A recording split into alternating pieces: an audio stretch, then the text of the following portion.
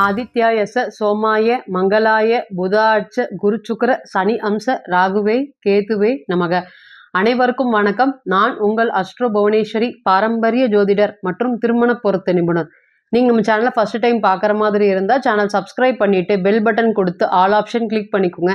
அப்போ தான் நம்ம சேனலில் போடக்கூடிய ரெகுலர் பதிவுகள் உடனடியாக உங்கள் கவனத்திற்கு வரும். நம்ம சேனலை தொடர்ந்து நிறைய பயிற்சி பலன்கள் பார்த்துட்டு வந்துட்டுருக்கோம். அதன் வரிசையில் நம்ம இன்னைக்கு பார்க்க போகிறது ரிஷபராசி மற்றும் ரிஷப லக்னத்திற்கு ஆகஸ்ட் மாத பயிற்சி பலன்கள், கிரக அடைவுகள், கிரக சேர்க்கைகளில் என்ன மாதிரியான பலன்களை கொடுக்க போகுது, எதிர்வரக்கூடிய இந்த ஒரு மாத காலங்கள் எப்படி இருக்க போகுது அப்படிங்கிறத வாங்க பார்க்கலாம்.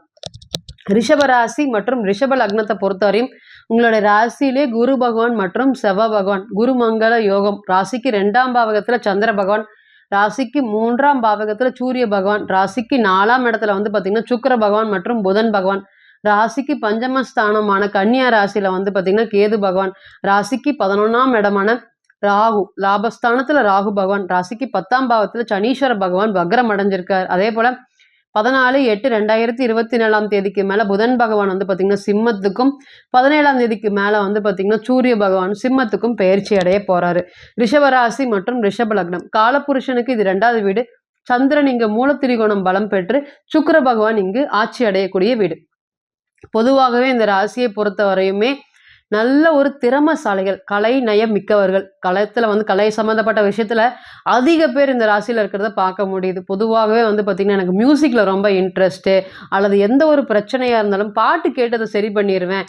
நிறைய விஷயங்கள் பார்த்தீங்கன்னா நான் வெளியே போயிட்டு வந்தாவே சரியாயிருவேன். இந்த பொழுதுபோக்கு அதிகமாக தேவைப்படக்கூடிய ராசி ரிஷப ராசியான்னு கேட்டிங்கன்னா கண்டிப்பாக அந்த பொழுதுபோக்கு எந்த அளவுக்கு இருக்குதோ அந்த அளவுக்கு கடின உழைப்பாளையும் சரி, புத்தி கூர்மையும் சரி இந்த ராசிக்கு இந்த ராசியே நிகர் அப்படிங்கிற அளவுக்கு இருப்பாங்க. நிறைய கடகத்தை பொறுத்தவரையுமே கடகத்துல எப்படி தாய் அன்பு இருக்கு, அதே போல அதற்கு ஈக்குவலா சமமான தாய் அன்பு ரிஷப ராசி கிட்ட பொதுவாகவே அதிகமா இருக்கு. தன்னுடைய குழந்தைகளா இருக்கட்டும், தன்னுடைய குடும்பமா இருக்கட்டும், எந்த ஒரு சூழ்நிலையிலுமே வருத்தப்படுற அளவுக்கோ இல்லை மகிழ்ச்சி இல்லாமல் இருக்கக்கூடாது அப்படிங்கிற மாதிரி ரொம்ப தெளிவாக இருப்பாங்க. சின்ன வயதுல இருந்து தன்னுடைய குடும்பம் கஷ்டப்பட்டால் தாங்குவாங்களா அப்படின்னு கேட்டீங்கன்னா கண்டிப்பாக தாங்க மாட்டாங்க. தான் எப்படி இருந்தாலும் தன்னுடைய சார்ந்தவர்கள் பார்த்திங்கன்னா தனக்கு நான் நீட்டாக இல்லைனாலுமே தன்னுடைய மனைவியாக இருக்கட்டும், குழந்தைகளாக இருக்கட்டும், நீட்டாக கூட்டிகிட்டு போகிறது, நீட்டாக பேசுகிறது, அந்த மாதிரி எந்த ஒரு ஆடம்பர பொருளும் அவங்க அனுபவிக்கக்கூடிய ஒரு வாழ்க்கையை ஏற்படுத்தி கொடுப்பாங்களா ரிஷபராசி அப்படின்னு கேட்டிங்கன்னா கண்டிப்பாக ஏற்படுத்தி கொடுப்பாங்க. இந்த மாதிரி இந்த ராசியை பொறுத்த வரையுமே நம்ம சொல்லிகிட்டே போகலாம். இந்த ராசியை பொறுத்த வரையும் இந்த பணத்தை சேமிக்கக்கூடிய மனப்பான்மையும் ரொம்ப ரொம்ப கம்மி. எதிர்காலம் அப்படிங்கிறத ஒன்று யோசிப்பாங்களா அப்படின்னு கேட்டிங்கன்னா யோசிக்கவே மாட்டாங்க.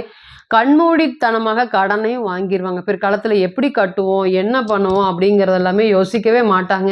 நிறைய கடன் சார்ந்த பிரச்சனைகள் தான் இப்போ தாங்கிட்டு இருக்காங்களா அப்படின்னு கேட்டிங்கன்னா தாங்கிட்டு இருக்காங்க. வெளியே சொல்லவும் முடியாமல் அல்லது உள்ளேயும் பார்த்திங்கன்னா மனக்குமுறலே தாண்டாமல் என்னடா பண்ணுறது அப்படிங்கிற அளவுக்கு பிரச்சனைகளை ஏற்படுத்தி இருக்குமா அப்படின்னு கேட்டிங்கன்னா அதுவுமே சனீஸ்வர பகவான் பார்த்திங்கன்னா துலாத்தில் இருக்கக்கூடிய நபர்கள் எல்லாமே கடந்த 1 வருடங்கள் சொல்லலாம், 1 வருடங்கள் டு 1.5 வருடங்கள் பெரிய வளர்ச்சி அடைஞ்சுதான் அப்படின்னு கேட்டீங்கன்னா கண்டிப்பாக இல்லை. கிரக சேர்க்கைகள் எல்லாமே பார்த்தீங்கன்னா குரு பகவான் ராகுவோட மறைஞ்சு போயிட்டாரு. ராசிக்கு 6ஆம் இடத்துல கேது பகவான், இன்னைக்கு 5ஆம் இடத்துல லாபஸ்தானத்துல பார்த்தீங்கன்னா ராகு பகவான். அதனால கிரக அடைவுகள் எல்லாமே ஒரு பெரிய அளவுக்கு வளர்ச்சியை இந்த கொஞ்ச காலம் தான் இந்த ரிஷபராசிக்கு கொடுத்துருக்கா அப்படின்னு கேட்டீங்கன்னா கண்டிப்பாக கொடுக்கல. இதனால என்ன மாதிரியான பலன்களை வந்திருக்குன்னு கேட்டிங்கன்னா கண்மூடித்தனமாக கடன் பிரச்சனைகள் அதிகமாக இருக்கும்.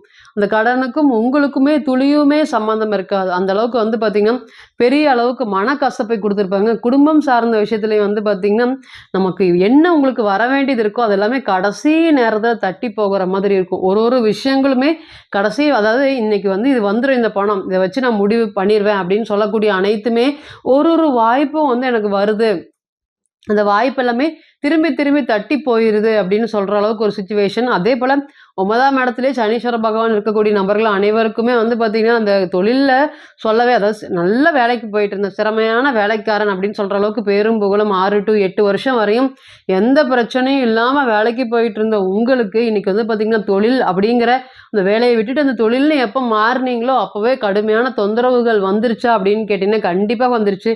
இப்போ இந்த பக்கம் போக முடியாமல் அந்த பக்கம் போக முடியாமல் நிறைய கவலைகளும் குமரல்களும் அதிகமா இருக்கா அப்படின்னு கேட்டீங்கன்னா இருக்கு. இந்த பக்கம் பாருங்க, குரு பகவான் ராகுவோட சேர்ந்து இருந்தாரு. அப்போ 12ஆம் இடத்துல அப்ப சொல்ல முடியாத அளவுக்கு கடன் பிரச்சனைகள், அந்த கடன் எல்லாமே சந்தோஷமா, அத வேற வழியே இல்ல நான் கட்டிதான் ஆகணும் அப்படிங்கிற அளவுக்கு இப்ப குடும்பத்துல இருக்கக்கூடிய ஒரு நபர்களுக்கு கடன் வாங்கி நீங்க கல்யாணம் பண்ணியிருப்பீங்க. அந்த கடனால வந்து பார்த்தீங்கன்னா, ஒரு பக்கம் சந்தோஷமா இருக்கு. கல்யாணம் ஆயிருச்சு. நம்மளோட தங்கச்சிக்கு கல்யாணம் ஆயிருச்சு அப்படின்னு நெனச்சாலுமே, இந்த பக்கம் பார்த்தீங்கன்னா, கடன நெனச்சு வருத்தப்படக்கூடிய ஒரு சிச்சுவேஷனையும் குடுத்திருப்பாரா அப்படின்னு கேட்டீங்கன்னா, இந்த பக்கம் ஓடவும் முடியாம, ஒளியவும் முடியாம நெறைய கடன் சுமைகளை அதிகமா தாங்கிட்டு இருக்கக்கூடிய ராசியும், இஎம்ஐ கட்டியே என்னுடைய வாழ்க்கை போகுது அப்படிங்கிற அளவுக்கு வருத்தம் தான் இப்ப போயிட்டு இருக்கா அப்படின்னு கேட்டீங்கன்னா, ரிஷபத்த பொறுத்தவரை ஏன் இதுக்கெல்லாமே முக்கியமான காரணம் அப்படின்னு கேட்டீங்கன்னா, செலவு.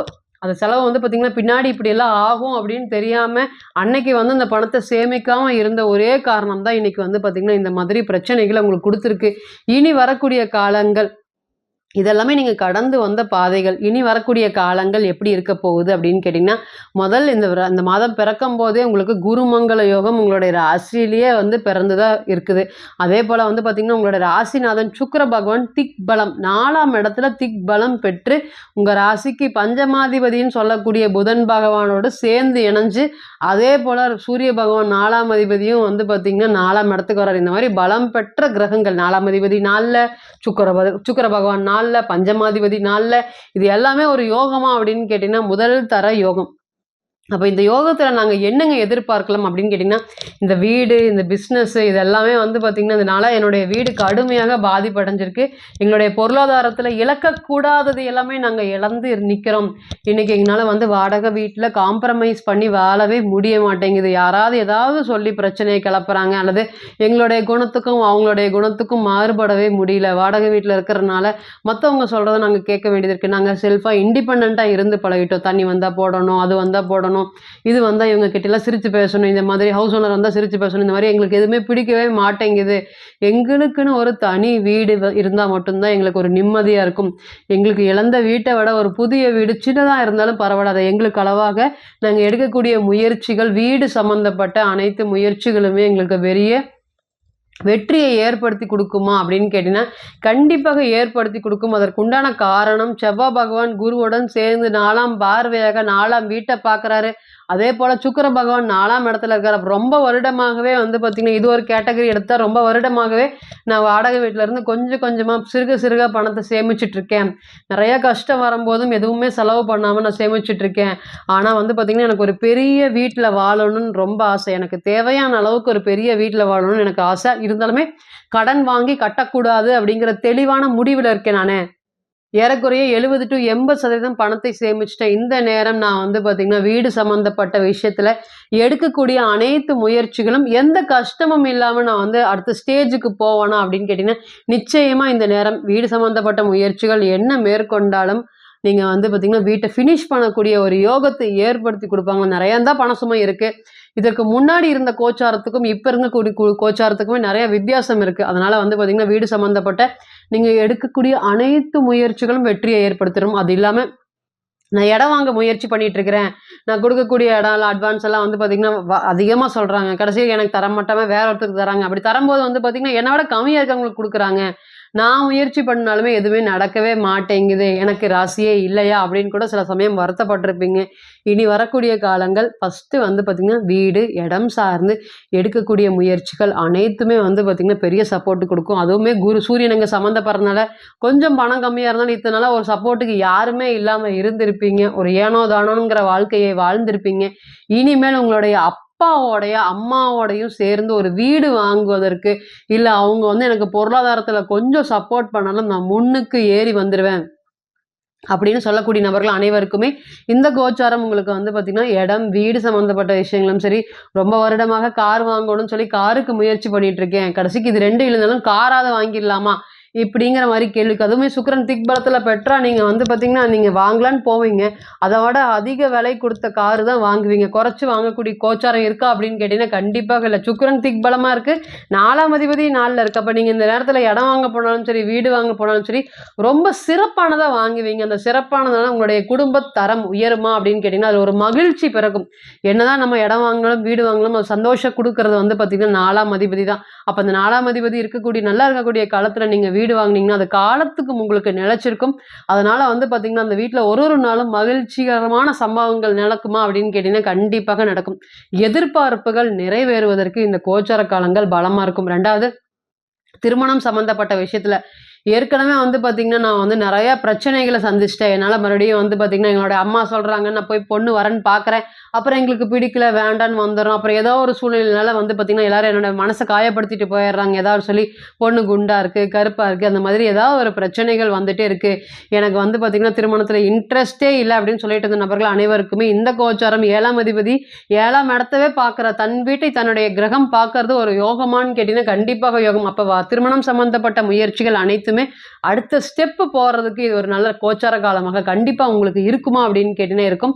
காசு தங்காமல் கஷ்டப்பட்டுட்டு இருந்த உங்களுக்கு, கஷ்டத்தை மட்டுமே அனுபவிச்சுட்டு இருந்த உங்களுக்கு, கஷ்டத்திலிருந்து விடுவு காலம் பிறந்து விட்டதா அப்படின்னு கேட்டீங்கன்னா கண்டிப்பாக வந்திருக்கு. இன்னைக்கு வந்து பார்த்தீங்கன்னா, கேது பகவானும் 5ஆம் இடத்துல வந்து பார்த்தீங்கன்னா ஒரு நல்ல இடத்துல தான் இருக்காரு. அதனால ஒரு பெரிய நெகட்டிவெல்லாம் இருக்கா அப்படின்னு கேட்டீங்கன்னா, கண்டிப்பாக இல்ல. இனி வரக்கூடிய வாழ்க்கை, இனி வாழக்கூடிய வாழ்க்கைகள் அனைத்துமே வந்து பார்த்தீங்கன்னா, உங்களுக்கு அடுத்தடுத்து வெற்றி படிக்கல்லா இருக்கும் போல. இதுக்கு மேல வந்து பார்த்தீங்கன்னா, பின்னோக்கி செல்வதோ இனிமேல் இருக்குமா ரிஷவ ராசியை பொறுத்தவரை அப்படின்னு கேட்டீங்கன்னா, கண்டிப்பா இருக்காது. இந்த கோச்சாரம் உங்களுக்கு ஒரு பலமான, யோகமான காலமாக இருக்கிறனால, என்ன முயற்சி வேணாலும் மேற்கொண்ட மூலியமாக நிச்சயமா சக்சஸை ஏற்படுத்தி குடுக்குமா அப்படின்னு கேட்டீங்கன்னா, கண்டிப்பாக ஏற்படுத்தி குடுக்கும். கோச்சாரம் ஏற்படுத்தி கொடுக்கக்கூடிய சக்சஸ் வந்து பார்த்தீங்கன்னா, தற்காலிகமானது. தசாபுத்தி ஏற்படுத்தி கொடுக்கக்கூடிய சக்சஸ் நிரந்தரமானது. அப்போ கோச்சார பலன்கள் 40லிருந்து 60% மட்டுமே பொருந்தும். தனிப்பட்ட ஜாதகத்தை நம்ம எடுத்து தசாபுத்தி நடப்பு அந்தரம் கணிக்கும்போது, கிரகம் பெற்ற பலம், பலவீனம் அடிப்படையில பலன்கள் கூடவோ, குறையவோ செய்யும் அப்படிங்கிறதுல ஒருபோதும் மாற்றம் இல்லைங்க. தனிப்பட்ட ஜாதகத்தை நீங்க ஆலோசனை பண்ண விருப்பப்பட்டா, கீழ இருக்கக்கூடிய இந்த நம்பருக்கு கான்டாக்ட் பண்ணுங்க. நான் வணங்கக்கூடிய நரசிம்மர் உங்க எல்லோருக்குமே நல்ல வளமான வாழ்க்கையை ஏற்படுத்தி தர நான் நிச்சயமா பிரார்த்தனை பண்ணிக்கிறேன். மீண்டும் ஒரு பதிவில் உங்களெல்லாம் சந்திக்கும் வரை உங்களிடமிருந்து விடைபெறுவது உங்கள் அஸ்ட்ரோ புவனேஸ்வரி. நன்றி, வணக்கம்.